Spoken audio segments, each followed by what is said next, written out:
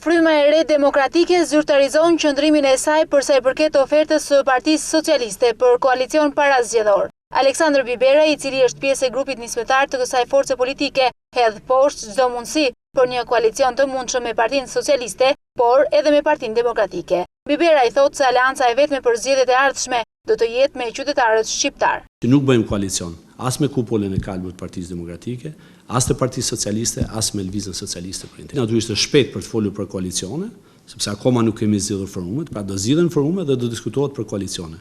Por qëndrimi ynë është qëndrimi që koalicioni ynë do të jetë me qytetarë shqiptar dhe në çdo rast do bazohet në vlerat, në principet dhe gjithmonë në interes të Shqipërisë dhe shqiptarëve. Për sa i përket strukturave të FRD-s, Bibera i konfirmon se brenda kësaj jave do të zhvillohet takimi i drejtuesve të FRD-s me ish presidentin Bamir Topi dhe më pas angazhimi më tepër konkret për konsolidimin e frymës së Re Demokratike.